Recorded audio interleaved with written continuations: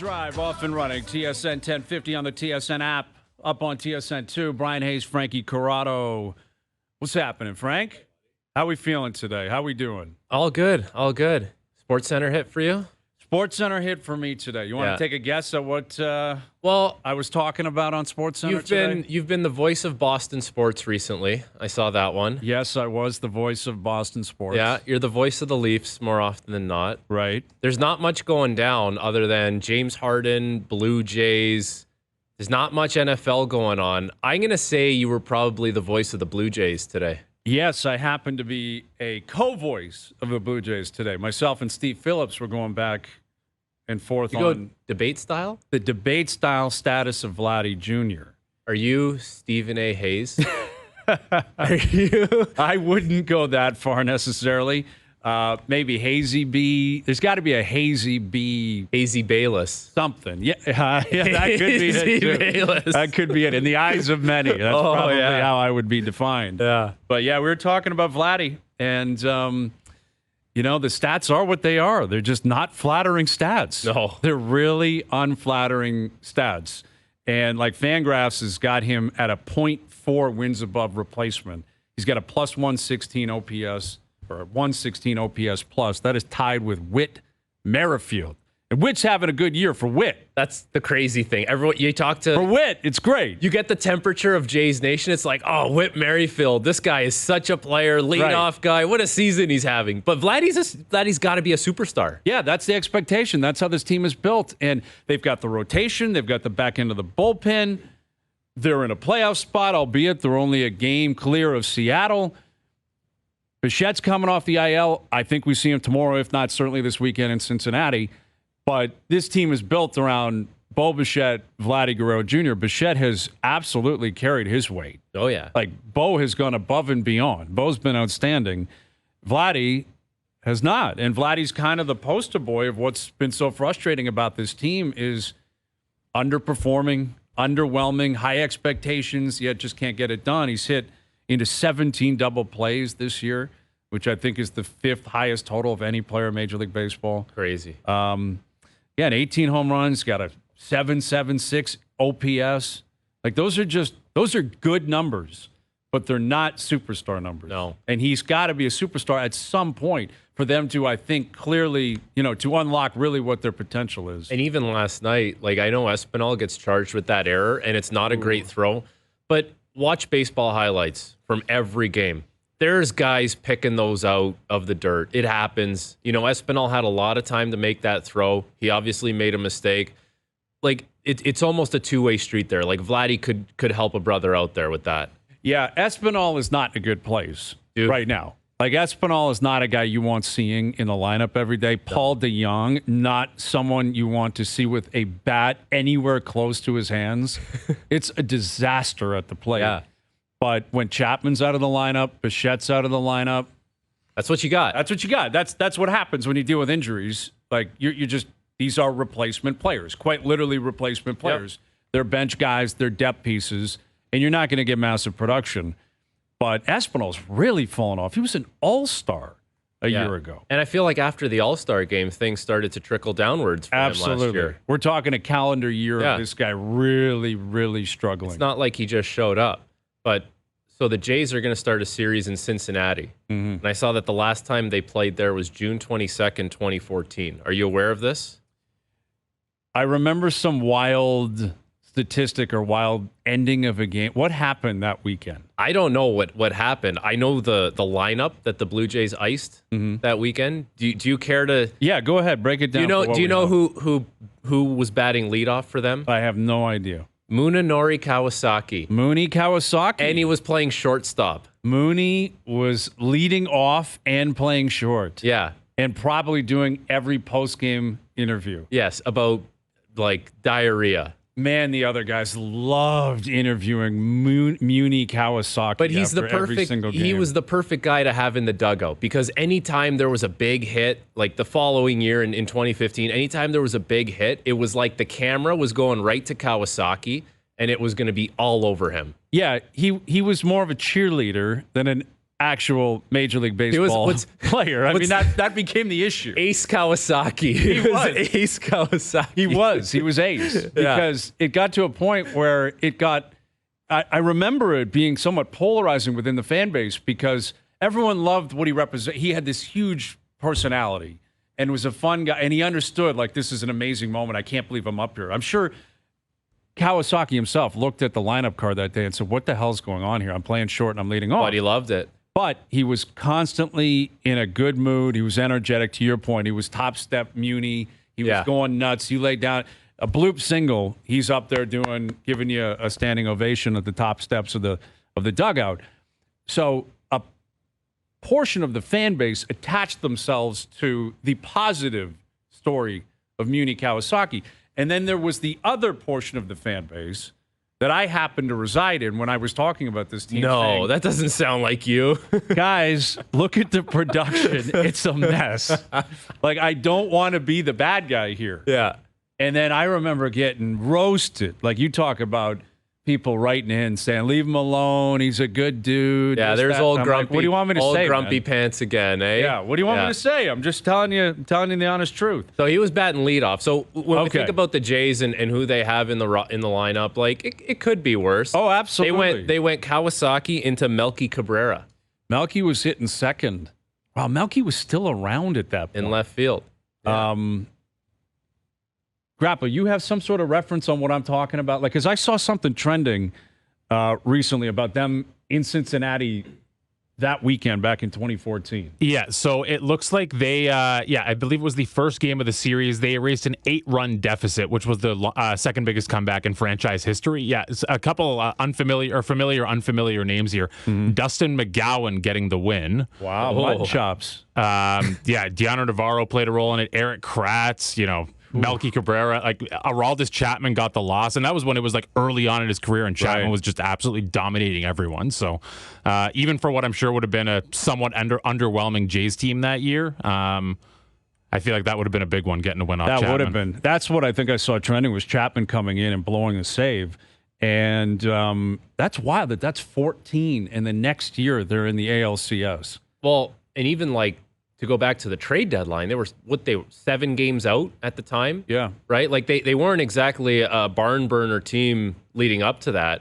but they went all in at the trade deadline. They did in 15, but I remember in I think it was 14 or 13 where Bautista was at the All-Star game and publicly basically calling out Anthopoulos, saying like, do something. That's right. Like, let's get cooking here, man. We want to be players. And I feel like I don't think Aaron Hill was still on the team at that point. But I remember Aaron Hill speaking publicly about it. There was Sean Markham an all-star? There was another voice. Like I'm going way deep into this lineup after Cabrera was Bautista into Encarnacion, Colby Rasmus, your boy. Yes. Brett Laurie, who had massive biceps and tattoos and was chugging Red Bull. Like at a ridiculous, unhealthy rate. Yeah, like just chugging Red Bull. Juan Francisco, and then Josh Tolley, catcher. They had Tolley catching and hitting ninth. Yeah. And Tolley, R.A. Dickey would have I was going to say, if Tolley was catching, then R.A. would have been pitching. Yeah. Like Tolley had one job, and it was try to keep R.A. Dickey in check. Yeah. Try to make sure that the capricious nature of the knuckleball does not get us absolutely roasted tonight. And the fact that maybe it wasn't that game where they came back from an 8-0 deficit or they were an 8-run deficit, but maybe that would suggest that R.A. didn't pitch so well in Cincy. But maybe not. Joey Votto would have been in his prime at that point. Big time. And Joey Votto, Cincinnati, I don't know, what is that, 7-8 hour drive from Toronto maybe? There'll be Jays fans down there. For sure. I feel like there's a portion of baseball fans that just want to cross off parks, stadiums off their list. So that one's within decent proximity. You would probably head down there. I think it is a pretty classic park as well. Like the way it's built and the way the bleachers are in the outfield. I think it's a pretty interesting, unique place to go watch a game. Sneaky history, right? Like Cincinnati's one of the oldest professional teams in pro sports. Always used to be the first team to play opening day. Obviously, when you think of the Reds in recent memory, you think of like Pete Rose, you think Barry Larkin. They had like the Big Red Machine, Joe Morgan. They had a great run for a long time. And now it just feels like they've kind of blended into baseball. Like, I would suggest the Pirates are probably in a similar vein. Like, Pittsburgh's been around, obviously, forever. The Pirates have been around forever. Yet, between the Reds and the Pirates, both in the Central, they're just there. They're kind of there, and they're all they happen to exist in baseball now. And they're both playing in very unique ballparks. Like PNC is one of the best. Unbelievable. One of the best in the league. Yeah, PNC is truly one of the great ballparks in baseball. And that Cincinnati's interesting because they built everything like right by the water, like the football stadium. Even they have an ECHL hockey team there, and they all play in very close proximity. It's like a little, that's the move in the area. States. That's what Detroit's done. Well, Philly has done the same thing. Right. They're all, and it's not downtown in Philly. It's a little to the side, but this Cincinnati one's right in the mix, right downtown. I guess, I think that probably speaks to the investment. It probably speaks to the amount of public money that goes into it. Right. Like a lot of these American teams, they get city money, they get state money, and there's an understanding like we're going to attack a certain area and try to build it up. Yeah. Like, and Detroit's done that very well. Yeah. Between Little Caesars, Comerica, and Ford Field, they're all within, like, Comerica and Ford Field are 100 meters apart, not even. Little Caesars is not far. And Little Caesars is like a driver away. Yeah. Like, it's right across the highway. It's right there. So, not that you're ever going to go 3 for 3 at any point, but into September, you could, over the course of a weekend, you could plan it out. See a Tigers game, a Red Wings preseason game, and catch a Lions game. Yeah. And stay wherever you're going to stay. And you'll see Dan Campbell doing jumping jacks, burpees, sit-ups, you name it. He'll be doing it. He'll be right in the middle of everything, Dan Campbell, right? I have a difficult time with Campbell because, kind of like Muni Kawasaki, I like him. Like, I like his personality. I think I like that he's kind of a bigger-than-life guy. He's raw. He seems pretty funny. He seems pretty honest. I get the impression like the players like him. I just don't know if that act can be successful in football. Like, I don't know if you can have a coach that has a personality that's bigger than the team. Yeah. It doesn't seem conducive to a lot of winning. It's interesting. Like, you hear people talk about people who work with athletes, let's say, whether it's like a psychologist or mental health coach or even like a mental strength coach, right? And they'll kind of tell you certain things like, if you want to act like the Joker, expect to be treated like the Joker, right? If you want to act like the big dog, like the king who commands a lot of respect, then that's how you kind of got to present yourself every day. So I wonder how you make the transition from, I'm not saying he's a Joker, right? But he is that player's coach kind of, but that's not even a great term for it. It's almost like he's a peer-to-peer rather than like, I am the coach. There's a boundary here. I'm going to act a certain way. I'm going to say certain things that you're probably not going to like, but you're going to have to respect it. Where it seems like with him, it's like, I'm with you guys. I'm here. Like, we're kind of all on the same level. As a player, you can get behind it, but I think it might only take you so far. Yeah, I agree. I think the idea of him doing burpees with the boys, doing push-ups, doing sprints, that is him thinking, if I was a player and a leader, I'd want to show that if I do it, you guys can do it. Yeah. You're not a player. You're the coach. No player shows up at camp thinking their coach is going to run sprints with them. Like, nobody. No. And no one expects it. And I would guess there's a number of guys who are like, just leave it for us. Like, I know you were a player, and I know you still fancy yourself to be in shape. The sprints are for us. We have to be in shape. You don't. You work on clock management. You go over into the corner and work on your timeout strategy. Yes. I don't need you doing burpees. Yeah. And put me on the field a lot. And put me on the field as much more as importantly, that's the most important thing. Right. But I will say there is something to be said for a coach that is in the gym, not with the players, but like the coaching staff is in the gym and these guys are working out and they're getting a sweat on every day, because there's nothing that drives players more mad than a coach that's constantly telling you, you need to get in shape, you need to do this, you need to do that. And he's in his office crushing 14 coffees a day, and then the sweet table comes around, and then he's first in line at the meal table. It's like, all right, let's see, hold yourself accountable a little bit as well. Let's see a little something of that. Yeah, I guess so. I guess there's something to that, but I think even if that coach is smashing coffees or Red Bulls or donuts or whatever, if he's putting forth a strategy that leads to winning and he's professional on Sundays, that goes a that cures it all. longer way than anything else.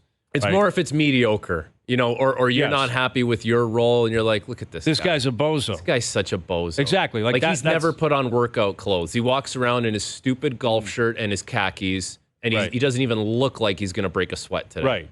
Yes. Now, that's probably going to happen anyway if you're a professional athlete comparing yourself to the 55-year-old coach. Chances are you're in better shape than that guy. You're in better shape. Right, and you've been through the ringer, and he hasn't been. But it is a thin line. Like, that's really what it comes down to between respect and either a lack of respect or even furthermore, like a complete mutiny. Yeah. Or I'm goofing on this guy. Like, it's a real thin line. Dude. You know, and every coach has a different approach. Like Pat Burns, his famous approach was screw with them before they screw with you. Right. You know, like that's a wild mentality. Yeah. But it was basically, and guess you talk to any of the Leafs, any of the Habs, any of the Devils that won a cup with him, the Bruins. I haven't heard any player say I didn't respect Pat Burns. And Pat wasn't sitting there with 3% body fat behind a bench. No, you're right. Pat was doing his thing, but he made sure that the boys respected him. And that's probably because when it came down to really showing what you're made of, like when the puck drops, Pat Burns knew what he was doing. For sure. I go back to like being a young kid and I was playing for the Canucks and I'd walk into the rink a little bit early and just go to the gym, start rolling out or whatever. And I'd see Torts in there and he'd be doing like some ab circuit or riding the bike. And there is a puddle around this guy. And Torts is not like the biggest guy, but he's got a big presence. But then you see him in the gym and you know, like, he has that persona where he's kind of ornery, you know, on a day-to-day. Yes. He's ornery, like, at the gym, too, you know? So you see that as well. You're like, oh, this guy's dialed in today. Like, I gotta be good. Because Torts, not only is he ornery, he's, like, done this workout, and he's got the testosterone going, and, like, the endorphins are running. I'm like, I don't want to do anything to kind of trigger this guy today. Yeah. But, you know, like... That I think that goes, I don't know if it's the fear or the respect, but it just goes with the whole persona of what he was, right? Absolutely. And like you look at the scene in Toronto right now, it's interesting. Like you've got a rookie coach with the Raptors who I don't know enough about in terms of his persona, in terms of his approach. He's going to have to develop that on his own. But, you know, players will be watching day one. Yeah. Like, you know, veteran players are like, I've been in the league as a veteran status. Yes, you've been around the league, but not the head coach. Yeah. You know, let's see what you got. And like Sheldon Keefe he's got his own reputation. Obviously, John Schneider has his own reputation, but I don't know. It's interesting how every coach, every manager, you got to take a bit of a different, you got to be unique in your own way too, right? You don't want, like, if you're that new coach, you don't want early on in the season, let's say you're 3-4 weeks in, you get like, not a mutiny, but you get 3 or 4 of the veteran guys together with you and say, listen, we need to talk because you haven't been here before and you haven't done this. This is how things generally tend to go. If you want to be successful, you're going to have to approach things this way. Mm-hmm. Maybe it does happen because maybe that's part of the journey for a first-time head coach. But one thing about like NBA, and we see it every single year, the players are not shy to let you know exactly how they feel and what they want. Yes. Absolutely. And Darko Rajokovic is going to have to figure that out, and I'm sure he's prepared for that. The NBA schedule has been revealed. We talked about it earlier in the week, the NBA Cup, and the schedule for the NBA Cup had been revealed, which is interesting that they gave that a grace period before they sent out the rest of the schedule. But the Raptors' schedule is out, and some key home games have been listed. When does Nick Nurse roll through town? When does Fred VanVleet roll through town? We'll tell you that. We'll get into which homecoming will be more celebrated here in Toronto. We got Jim Duquette coming up in about 10 minutes. Jay's off today, back in Cincinnati tomorrow. Noodles on the show today. We had yesterday. We got Noodles today coming up at 5. Frankie's in here. I'm Bryan Hayes. OverDrive continues. TSN 1050 and on TSN 2.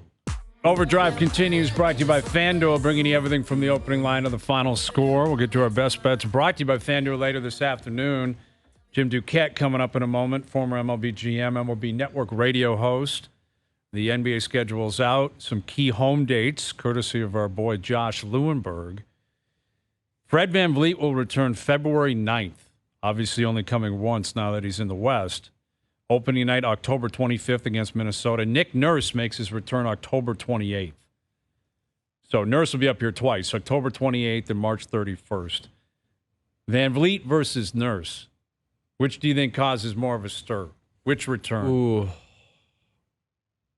Probably VanVleet. I feel like the player, the edge should go to the player just because he was the one performing on the court. Like, I feel like fans are more drawn to the player. They buy the jerseys. I think the coach was very loved here. But by the end, like, there was some fans that were kind of sick of Nick Nurse. It wasn't all sunshine and rainbows, although it was for a long period of time. But I would say it's Van Vliet. Yeah, I think the same thing applied with Fred. Like, there was a portion of the fan base that turned on him, and he did not have a good year. He had a better final third of the season, much better, much improved, basically when Pirtle arrived. But he did not have a good season. And now Fred's left, and people understand why. He got all that money. I would actually lean the Nurse situation causing more of a stir because of the team he now coaches. Right. So if he shows up October 28th, which is the first week of the season, they open on October 25th. He's there 3 days later. If James Harden is in a fat suit at the brass rail, that's going to be quite something. Like, it's going to be quite something if James Harden comes up here and is doing whatever he's going to be doing, kicking around the city. Dude, there's no way this guy's playing. I want him to be the first NBA superstar that gets traded and they have to throw in a sweetener to get rid of him. I want him to be that guy. He deserves to be that guy for the nonsense that he does. It is wild how he, like, from one stop to the next, James Harden with the same playbook, and yet it has been successful for him. Has it? Has it been that successful? Not in terms of his legacy. I don't think there's any self-awareness. What I'm saying is getting out of Houston and going to Brooklyn, check. Getting out of Brooklyn, going to Philly, check. And I'm not convinced he's going to play for the Clippers. Like, that's by all accounts what he wants, is to go to L.A., but I think he'll probably get out of Philly. Well, I would imagine if you make enough of a scene, right, eventually they're going to be like, I don't want to deal with this anymore. Please just get the hell out of here. Like, I don't know, you got kids. Your kid begs for ice cream. You're like, I want ice cream. Eventually, you're just going to be like, I'm just going to get you the ice cream. I know, you try to leave me alone. Yeah, there is. I will get you the ice cream. Pretty good comparison. Right? But that's what I'm saying. And if Nick Nurse is coming in, and let's say Harden is not even with the team, chances are, to your point, he doesn't even show up for camp. They get into the season, he's not a part of it. Now there's all this talk about Joel Embiid and his future, what he's doing on social media, has he taken Philly out of it. You know, I saw that the other day, that maybe he had removed Philadelphia from his Instagram. And these guys love tinkering with their bios. They love a tinker with the bio. They look at it, they're like, yeah, I'm not feeling it today. I'm going to take it out, see if anyone notices. But everyone does. That's it. Or someone does, and we all fall for it. Hook, line, and sinker. Yeah. Wow, this guy deleted something on it like it means anything. Or I love this one. He liked the tweet. Right. He liked this tweet. He liked a tweet. He unfollowed teammates. You know, that comes up a lot. The tracking of who's following who. I think that was part of the Raptors story. Wasn't there a Scotty Barnes, Van Vliet, follow, unfollow, follow situation? And you know, it got to a point where I'm like, what are we in high school here? What are we talking about? So dumb. But you know which other one is popular? It's, he unfollowed the team's social media accounts. I'll tell you right now, I don't think I followed any of my team's social media accounts because I don't want to see the game recap, or I don't know. If I want to seek something out, I'll go find it, but I don't need it popping up on my feed every time. So you just don't, I don't know. It's normal if you don't follow the team's social media account. Yeah. It's more for fans. It's not for the players. Yeah, exactly. Like I guess it's just a sign of support, or you know what it is? Do it so that people aren't paying attention to and maybe just mute it. It's probably a smart play. Yeah. It probably is something where maybe your agent should say, do yourself a favor, follow everybody, mute them, or do whatever you want. Yeah. But don't cause a problem, because somehow this will be a problem. Yeah. In 2023, who you follow and don't follow can actually lead to controversy. And take it one step further. What you like can be made of a controversy as well. Yeah. So I think the shrewd move is to bookmark things, not to like them. Because only you can see the bookmarks. Although I worry about, I don't know if I trust the bookmark long term. You feel like Elon's going to expose Elon may the just bookmarks? wake up one day and say, you know what, bookmarks are now public. And then it's a rapid race to get there and unbookmark so many things. things. You've been bookmarking things you're not supposed to bookmark, and you jump on Twitter one day and you just see it trending, bookmark public, you probably are going to have to deactivate your account. Yeah. Because the liking doesn't happen anymore because Twitter's been around long enough. It shouldn't happen. It can. Like, you can have an accidental like.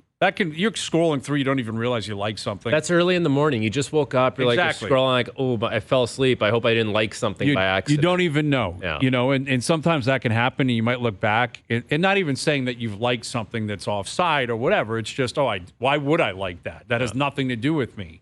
But you happen to do it. But when there's a theme of what you're liking, that's on you in 2023. Right. 10 years ago, that happened a lot. 15 years ago, if you looked at some guy's like page, there was a chance you were going to see some stuff in there that was absolutely outrageous. And guaranteed that guy who had no idea that other people could see it. He just thought like, this is where I'm stashing all these tweets. Oh, I like that. Yeah. I'm a fan of that. That's a like. I'll check that later. I'll give that a like. And it's like, Phil, we can see that. Yeah. And we know what you're up to. And you're a sneaky little devil. But you're actually not as sneaky as you think you are. No, we gotcha. Yeah. Those and especially with some of the the descriptions, where you see it's like, what father of two, happily married, loved, and it's like, dude, your likes are absolutely dark. Quite the contrary. Yes. You know what I wish would the complete opposite. You know what I wish would come back on Twitter? Remember back in the day, you would hashtag something that is not like a logical hashtag. It would be like hanging out with Bryan Hayes for the day. Hashtag hope we get along or something, right? Yeah. Like that. But it's just kind of like a little theme of the tweet, but it's not a hashtag you would ever go searching. Right. That doesn't happen anymore. Doesn't really happen. And people, the like hashtag's kind of dying out. Yeah, man. hashtag's dead. Doesn't feel like the hashtag, like it had a good thing going there for a while, and the hashtag's kind of dying out. Now it's all about ads in the comments section. Is it? Yeah, exactly. Because the comment section is lit up. Yes, and now there's ads there. Yeah, it can be. Mark tweeting and saying, Embiid took Harden out of his top 8 on MySpace. Huge controversy. I'm not sure that's accurate. That's funny. Who's on MySpace anymore, Mark? Come on. Yeah. Get serious here. No. But yeah, you got to be careful. You got to be careful what you're liking, who you're following, who you're not following. And again, the Raptors, their schedule's out. Nick Nurse will be here October 28th, March 31st. Fred VanVleet February 9th. The Champs roll through town December 20th. That'll be Denver. Kawhi's here January 26th.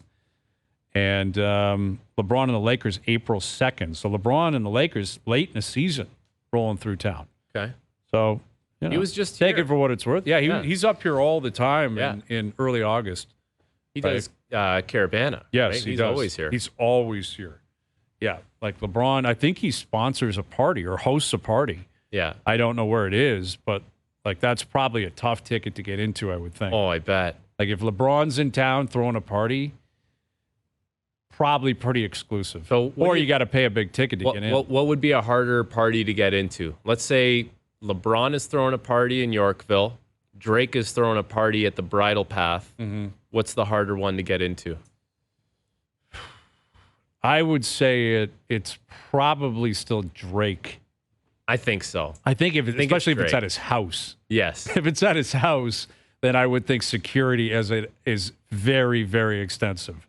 Like LeBron, you throw a big party. LeBron, it's not that LeBron knows everybody, right? LeBron, it's just an open door. If you can fit 1,500 people in there, stack it. You got some clout. You're pulling up in the nice car. You got some nice shoes you gotta fill on. It out. Yeah, you got the nice watch. No problem. If Drake's throwing a house party, that's probably a very different story. And it's funny, too, because every once in a while, there'll be a video that surfaces from, like, Drake's basketball court where he's, like, dropping a 3 over someone or he's doing something. And you're like, what are all those people doing there?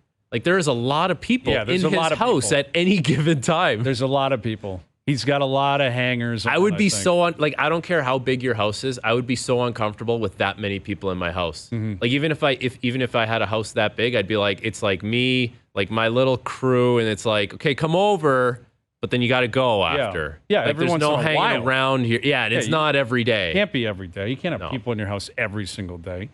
No. But that's a lifestyle. I guess once you get used to it, you just don't know any better, right? And he can't just go out by himself. Like, if he's going anywhere, he's going with people. For sure.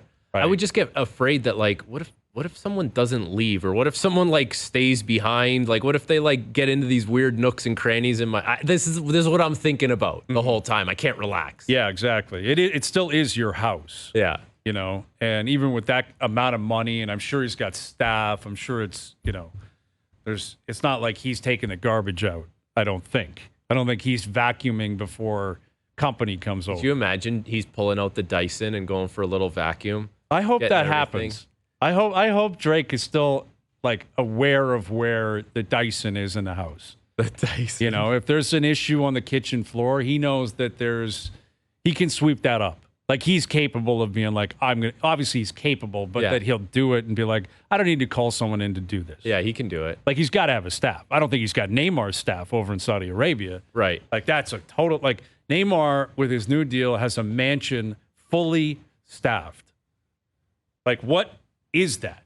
What kind of perk is that? A mansion with a staff. And how do you treat the staff? Do you tip shouldn't he be tipping the staff, like paying them himself? I would hope so. If he's making, what is he making, $700 million? Yes, over 2 years? He better be paying those people a lot of money. Yeah.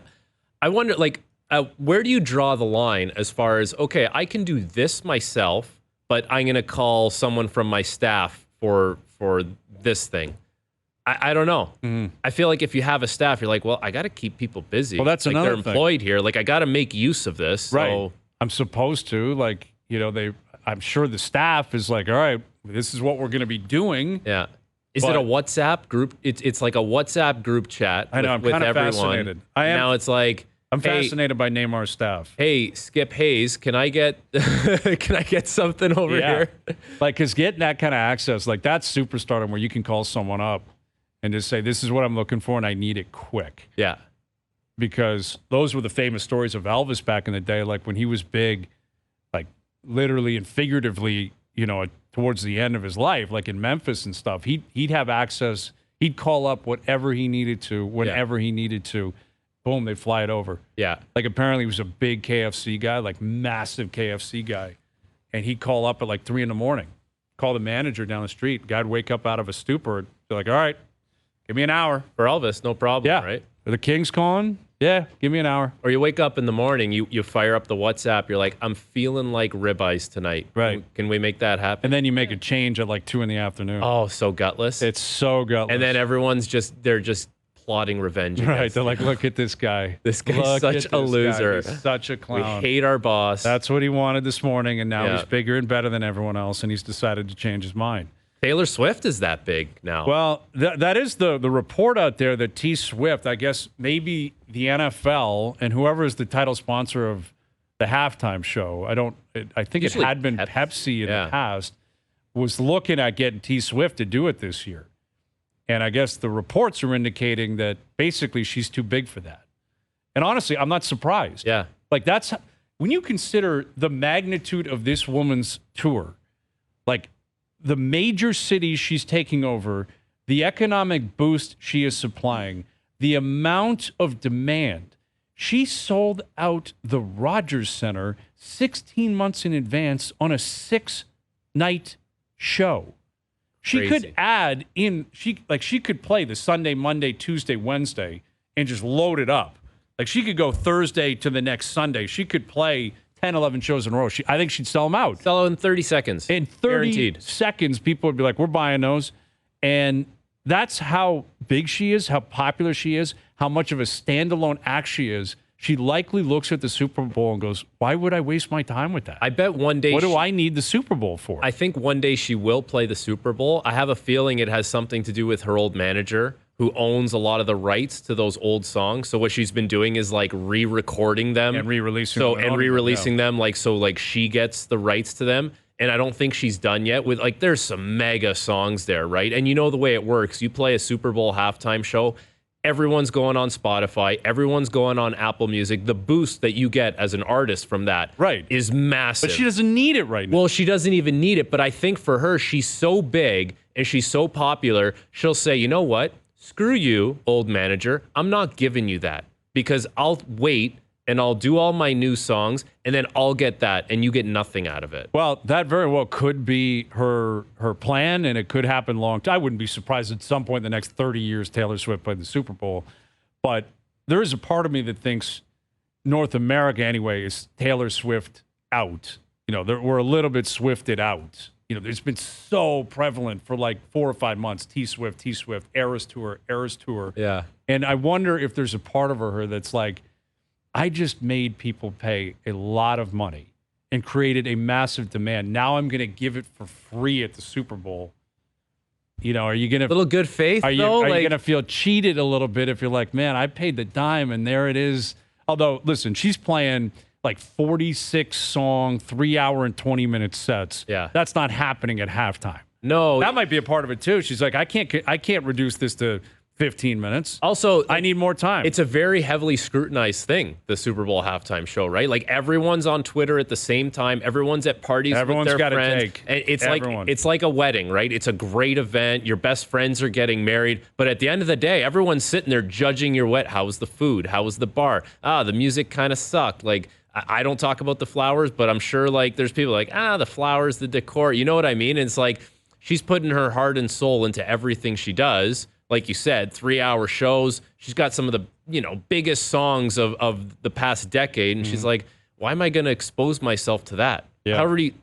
I'm way up here, right?" And I'm sure the NFL, they're going to ask her every single year. Well, you might as well. They're going to go right. Like it's first dibs. You want it? The Super that's Bowl how big show she is. Still like it's as prominent as it gets. It was Rihanna last year. Like we're talking mega superstars that play it, that understand how much they benefit from it, how much money comes with it, publicity. But again, she's gotten so much publicity. It's like she doesn't need it.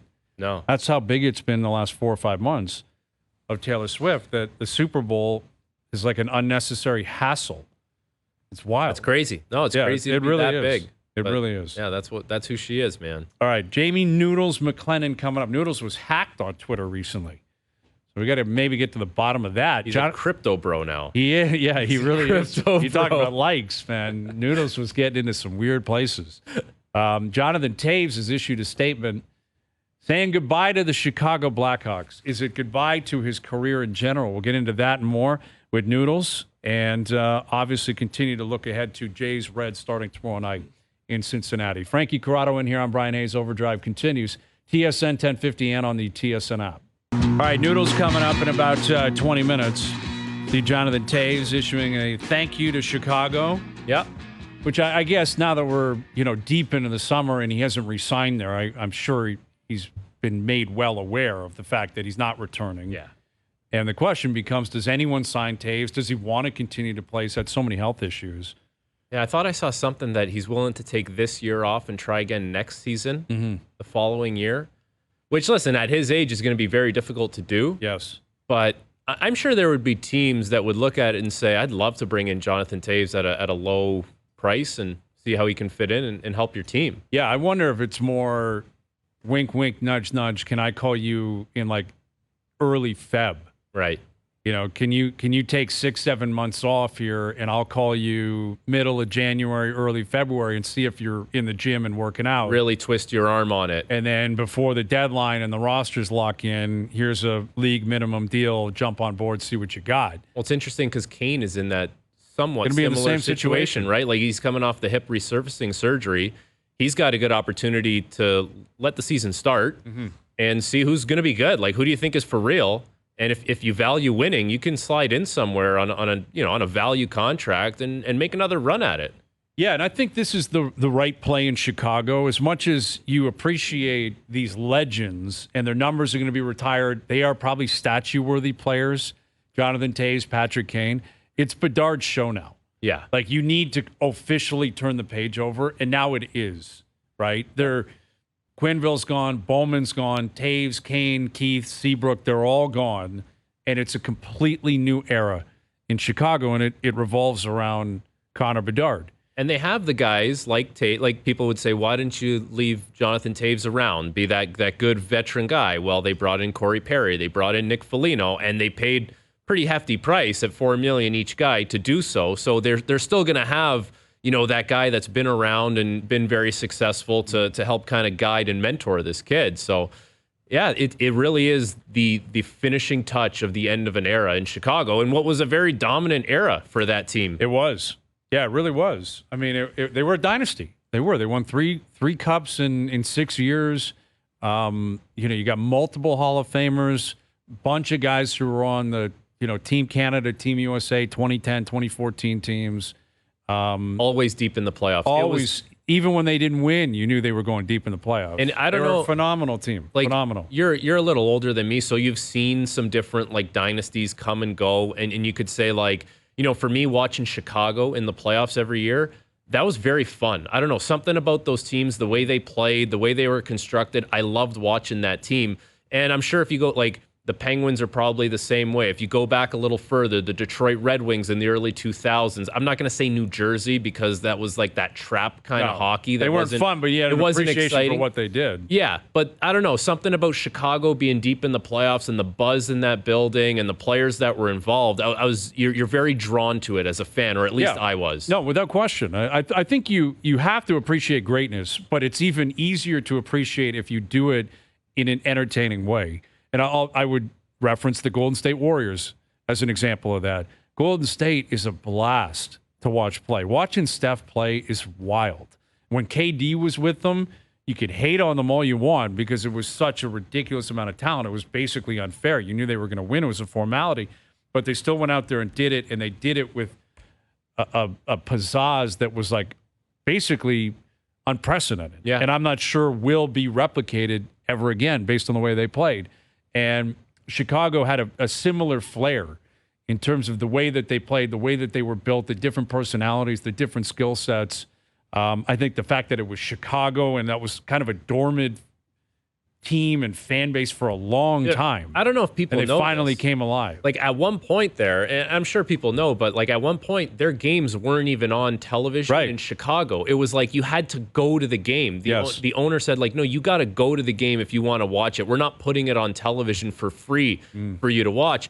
And more people were supporting the AHL team, the Chicago Wolves, at one point. And that changed very quickly. But those like Kane and Toews are the poster boys for turning that franchise around and turning it into, what it should be, right? Because it's a massive market in the United States, and that's a team that should be, front and center more often their than not. original 16, which, doesn't mean what it once did, but I think it still should hold a lot of weight. And the original 6 teams are big markets with long-standing fan bases, and generally there's a lot of money in those markets. As a result, you're going to get support, and you're going to get likely national support, which is a rarity in the National Hockey League, considering it's a very localized sport. But Toews, I don't know what's going to happen with his future. We know he's going to the Hall of Fame. Patrick Kane's a different story, and I saw that the NHL Network actually, they released their top 20 wingers earlier this week. I think they do this every summer. They do top 20 wingers, top 20 centers, top 20 defensemen, top 20 goaltenders, maybe top 10 goalies.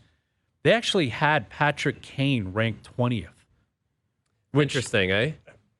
It is, but it just can't be factual anymore. Like, I love Patrick Kane, and he's not far removed from still putting up electric statistics, but last year was not a good look for him. When he got to New York in the regular season, it wasn't great. He came alive early in that Devils series. Yeah. He really was alive. Yeah. But like, they have Mark Stone at number 19, and which I think is outrageous as well. I'd have him higher up that list.